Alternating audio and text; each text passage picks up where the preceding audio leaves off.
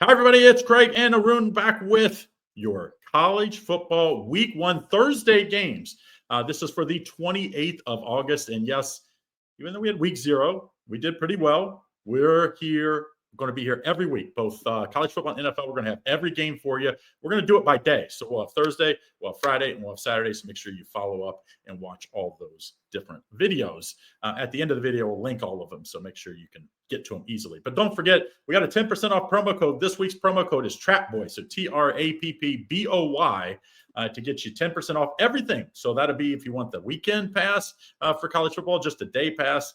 Third day pass is $30. It's just $27. If you want the weekend pass, I don't know what exactly they're doing, but either way, you'll get 10% off. Or even the season pass is $749. You'll get a week off of that if you use that promo code TRAPPBOY. Also, don't forget, we've got the premium here at YouTube, 3 different levels. You get tons of extra plays, including you get these football videos early as I'm editing. I go ahead and post them so that way you get them early. If you're in the level 1, that's just $4.99. Plus, you get Lenny's level 2's Indian Cowboys extra plays. Level 3, you get an extra play from me, and you get 2 expert plays from Doc Sports. So make sure you get in on all those. Click the link below to find out the full breakdown. Okay, let's get right to it. I know you're here for the picks.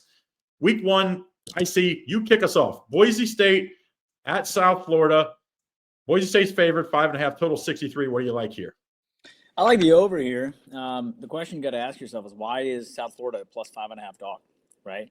Why are they not a bigger underdog for a Boise State team that went to the playoffs last year? And Boise State, of course, lost to Penn State, which we figured that they would. Of course, James Franklin finally won a game, and people are like, "Oh, he got the monkey off their back." You beat Boise State. You know what I mean? In the playoffs, you didn't get the monkey off the back. But regardless, now if he has to do something this year, he's got a better team than ever this year. But we'll see. But Alex Golesh, he's a good coach. He's got him back-to-back 7 and 6 seasons. He's looking to take the step forward here. The Boise State coach obviously was a brand new coach. People probably figured out his tendencies a little bit. He stepped up halfway through the year as an assistant coach. I think he went 3-1, and then now he went 12-2 or 12-3. And I think what happens here is people are going to try to figure this team out a little bit here. And I like the over. I think South Florida can be a wonderful active dog. I think Boise State's strength is their offense, not going to be their defense, with their returning starters a little lacking on defense. And I like the over between these two teams. All right, Craig, Ohio faces Rutgers on a total of 48.5. Who do you like here? Disclaimer here, OU is only 45 minutes from my house in Southeast Ohio and only a couple hours from when I'm in Cincinnati at my house there. So I know all about the MAC schools, including Ohio U. And Ohio U, of course, new coach this year. He did well in the bowl game, and he was there last year. I do think this is a tough spot. If you look at OU's schedule in the early season, they play Rutgers, they play West Virginia, they get to host them, which is crazy. And then they play Ohio State all in the first, I think, 4 or 5 weeks. So very tough schedule to start the year. But this Ohio got their quarterback, Navarro, back. He was pretty good last year, had a nice bowl win even.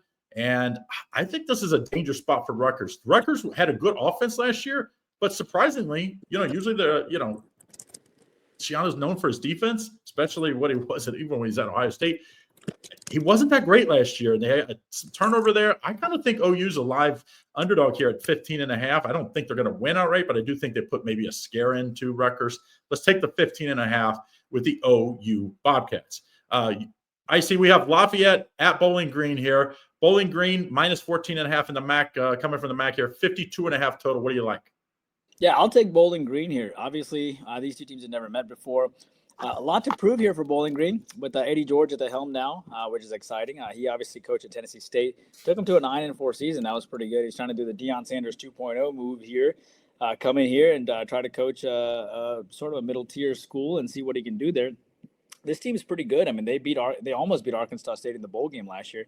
And nothing against, Lafayette College here. John Troxell, a 94 alumnus, comes in here, and he's got a 111-83 record, which is obviously impressive at Franklin and Marshall College. But, it's Franklin and Marshall College. Eddie George coming in here with a 9-4 record at Tennessee State. I think that's pretty impressive. And Eddie George's got quite a bit of talent coming back in here, too. And for his home opener, I think it makes a lot of sense. I'm going to back Bowling Green. As far as Jacksonville State facing UCF within the state of Florida, well, obviously Jacksonville State facing UCF on a total of 53, favored by 18.5. it's interesting. Jacksonville State covered quite a bit of games last year too, but is this enough for them to cover here, Craig? Well, remember, Rich Rodriguez is at West Virginia now. So new coaching staff. And unlike a lot of these teams that promote from within, they did not. This guy was here before, but he was, I believe, at Auburn last year. So as defensive coordinator. So that's a much tougher spot, in my opinion, and Jacksonville State just got so many new guys. Now, UCF got a ton of new guys too. Of course, Scott Frost back for his second round here. Remember how great he was the first time at UCF. Now, what do you believe in the Scott Frost that was at UCF, or do you believe in the Scott Frost that was terrible at Nebraska? That's the question. I do like UCF here. They've been really good in home openers. They call it like the bounce party or bounce house or something like that, bounce house party or something like that on these opening weekend games, and they do a lot with the community. And I think they'll be super excited to have Scott Frost back. And I just think Jacksonville State's going to take a year or two to kind of rebuild after Rich Rod left, and all those great talent that he had there in the great 2 seasons he had has left too. So to me, you got to take the favorite here in UCF. I'd probably lean maybe even a little more to the first half. You see it like -9.5. I think that's a little safer just in case UCF pulls off the dogs late. But if I was going to play the full game, I definitely would play UCF.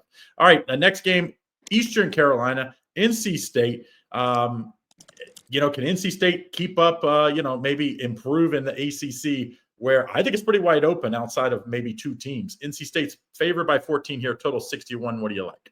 I like NC State. I like it. And it sucks because ECU's got a pretty young coach still. But I like NC State here. NC State comes off a disappointing season last year, and Coach Dorn has been there for quite some time now. This is a team that lost to ECU in this very bowl game that they faced them last year. They lost 21-26. Now they face them immediately again, and they're much better this year. But NC State, they did, they played UNC tough and beat them 35-30. Beat Stanford and beat Cal, and that's pretty impressive. So given the revenge that they have within a state, playing within the same state, and ECU does not return a lot of talent because they got poached. They are returning 2 offensive and defensive starters, while NC State returns 5 offensive and 5 defensive starters. Both teams getting their quarterbacks back, including NC State with CJ Bailey back. I'm going to take NC State here. Now, as it relates to St. Francis versus Louisiana Monroe. I know you stayed up all night studying this game, but as St. Francis faces Louisiana Monroe, 23.5 point favorite on a total of 45.5. Who do you like, Craig? I mean, this is crazy. I couldn't believe I had to go look this up. According to everybody I read, St. Francis is headed down from 1AA to Division III after this year. And which is kind of surprising. They haven't been absolutely just manhandled lately. I don't know if it's just a financial thing or what. But I think that's asking a lot for a team like that to come in here and hang with UL Monroe. Now you're getting 23.5. Now, if it could get to 24.5, I think I'd take St. Francis in the points. But at 23.5, ULM, they did start hot last year, and then I believe they finished like 0-6. So I do think they'll start hot here, and let's take ULM minus 23.5. The 24 is the magic number. If it goes over that, play the other side. All right, we go, talking about staying up all night. Delaware State at Delaware. Delaware is a 29.5 point favorite, 54.5. What do you like here? Do you know who the coach of the Delaware State is? No. Deshaun Jackson. Really? Deshaun Jackson, the former NFL wide receiver of the Eagles and Ravens and Commanders, is now the head coach of the Delaware State. There's a lot of former players going back. We've seen this over and over again. And Deion Sanders has obviously started a trend here. Hired in December here. It's going to be interesting. I will tell you this, though. Delaware has Ryan Carty entering his 4th year, and Delaware is actually a really good sports program. Okay, and people don't realize how good Delaware's sports program is.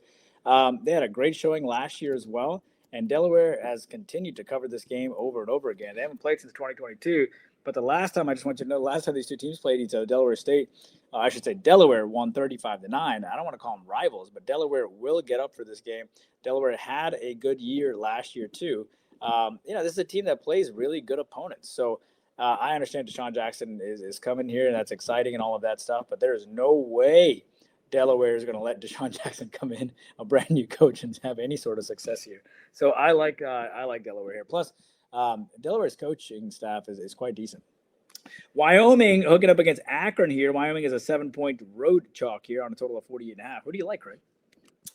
Yeah, I mean, we remember how good as a handicapper how good Wyoming Coach Bo was for all those years, for decades at Wyoming. But he hasn't. Last year was his first year not being there. Coach Nouveau, I think, was the guy's new name. Didn't have the same success. Now, obviously, with the transfer portal, these teams change over so fast. But they're having to travel cross country and play what I think Akron's a better team. Like at the end of the year, they won their last 2 games. And I know Wyoming won their last game against Washington State, but I just think this Akron team's going to be a little better this year. And you're getting 7 points with a team that's jet setting on a Thursday night game. Let's take Akron plus the points. So just remember the underdogs have done extremely well, 68% the last 3 years in week 0 and week 1. So when in doubt, kind of lean towards your underdogs. Next game we're looking at here is Central Arkansas at Missouri. Missouri, big favorite here, of course, out of the SEC, minus 36.5. Total 51.5. What do you like, IC? I like Central Arkansas. And I know it sounds crazy, but this is not, I wouldn't say this is like a regional battle, but it kind of is. It's in there in the Arkansas, Missouri area. And when you look at Central Arkansas, Nathan Brown is a really good quarterback. That was, he was a standout quarterback. He's in his 6th year as the head coach. This team has gone to the FCS playoffs several years in a row, several appearances. They've got a big, high-powered offense. Missouri's got a high-powered offense too, but yet the total sits at 51.5, which is a little surprising. I actually had this total closer to 60. But the Tigers have achieved back-to-back, winning 10-win seasons to their credit. The Bears returned several key players, including their quarterback, of course, and their important linebacker. The Tigers returned 5 offensive players and 5 defensive players. They're getting a quarterback from Penn State coming in here as well. But listen, I like Central Arkansas' strength is that offense, and I like them to hang tough here. I just don't see Missouri really getting up for this game. And, of course, Missouri has Kansas on deck, too, speaking of regional battles. So I'm going to back Central Arkansas, the Bears.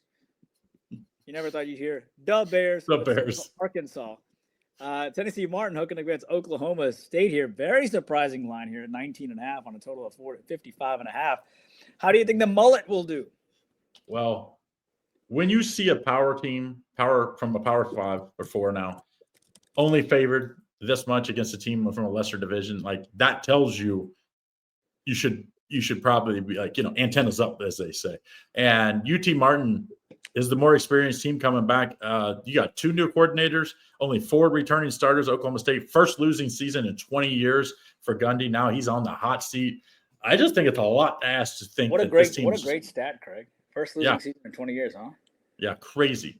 And it's not like, they've had some really good teams. 3 wins last year is just for a Gundy that's, it just scratched your head. And he's kind of a quirky coach. So I just think it could go really bad, I think, this year.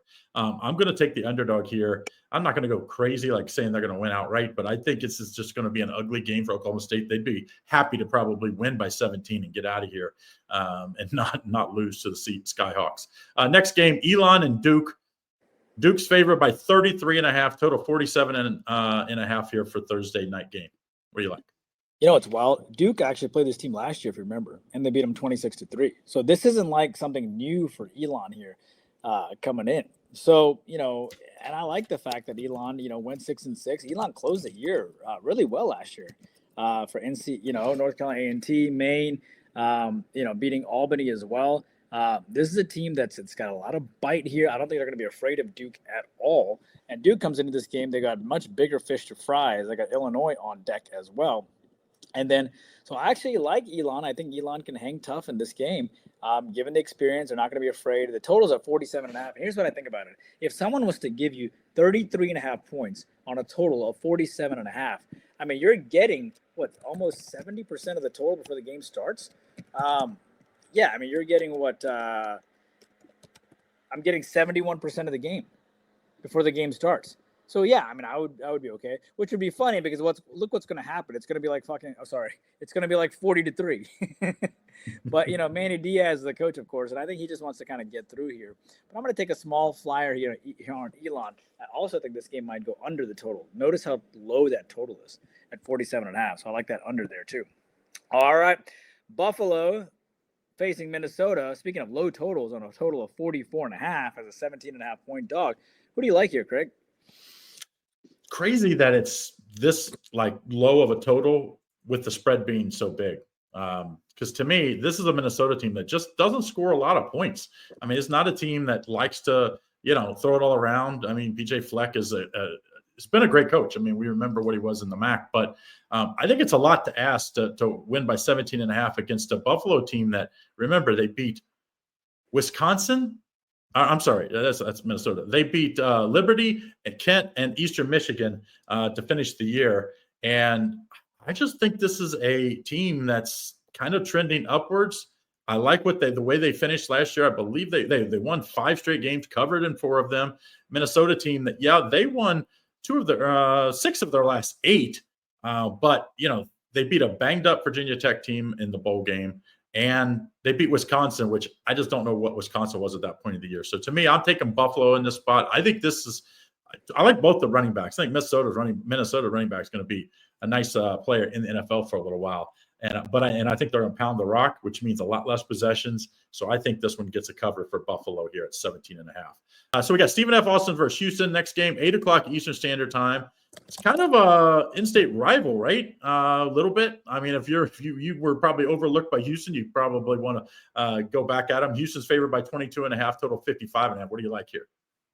Yeah, and by the way, quick note: Craig and I have our biggest football card of the year this year, right? So far, so back-to-back winning football weeks for me. 2-0 in top plays the last 2 weeks. Won with the Idaho State over. Craig is fantastic in football, so you should join us for football for the next every week. Every week, you should be on our football packages, and then you should jump. And we're going to do videos on NBA and college basketball. So twice a week, you get this amazing video. It just happens to be we're in college football and NFL season, so we're putting out more. But eventually, it'll be NBA, college basketball. So you should be with us for the rest of your life. You should be with us for the next 30 years. Craig says he's going to retire at 10, but I'm not going to let him retire. All right, so Stephen F. Austin here hooking up against Houston. Interesting. Colby Carthel in his 6th year as a head coach. He's got a lot of connections out in East Texas. Got a good high-powered offense there. Willie Fritz for Houston has lost his last 3 in a row coming into this game, so they're going to be motivated too. Stephen F. Austin only returns, though, 3 offensive players and 6 defensive players. Cougars return 5 offense and 5 defense. Connor Wiegman and Dean Connors lead a revamped offense, probably. And Houston is obviously favored due to, due to obviously an increased amount of talent. But, I think this game, you'd be surprised. In one way, I want to take Houston because I think Houston's going to bounce back from kind of a bad season. But I don't think Houston's coach is really up for it, And I think Stephen F. Austin is going to surprise, and I think these guys are going to play extremely hard. And I can see both Stephen F. Austin possibly for the cover, and I also see the over. If I had to pick, I would probably pick the over here. Between these 2 teams. To Nebraska facing Cincinnati on the road here. Nebraska is favored by 7 on a total of 53.5. As we now hit the Thursday night games with 3 games left to go. What do you think about Nebraska this year, Craig? Well, this is my Bearcats. This is not at Cincinnati, even though they're going to be home on the score, but this is actually in Kansas City at the Chiefs Stadium. So Tony George is going to be in a suite. So if you're there, go look for Tony and his buddies in a suite with the families. I love Nebraska here. I do not like Satterfield, Coach Satterfield for the Bearcats. When they went and got him, Louisville they were not in love with him. So we took off a problem out of their hands, and we have a problem now. I doubt he'll be there next year. Nebraska, I hear a lot of people saying 11-2, 10-3 type season. I don't know, pump the brakes on that. I do think they'll go over their win total of 8.5, but I think they win this game. That's the important part here. Nebraska -7. I also think sprinkle a little on the over. I just think if you're going to beat Nebraska this year, you're going to have to score some points. Remember, Dana Holgorsen is the offensive coordinator now full-time.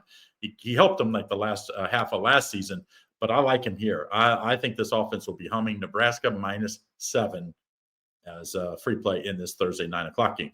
Next game, we got a team right from when I'm in Cincinnati, very close. Miami, Ohio is only about an hour from my place in Cincinnati.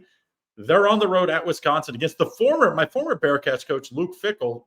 Wisconsin and Badgers are favored by 17.5 total, 39.5 against a MAC team. It was pretty good last year. What do you like here? Yeah, I like the under. You can't give me a total lower, and I'll probably take the under at 32. So I like the under here. Look, Fickell is not the answer. and Wisconsin knows this. You know what I mean? They're just waiting for the right time to kind of move on here. What you have here is a Miami team that is actually really has a lot of really good players. This is a team that Fickle was 5-7 in 2024. Miami has had a long-time head coach here in Chuck Martin, who's been here forever. He's been in tons of bowl games. They ended the season pretty impressively.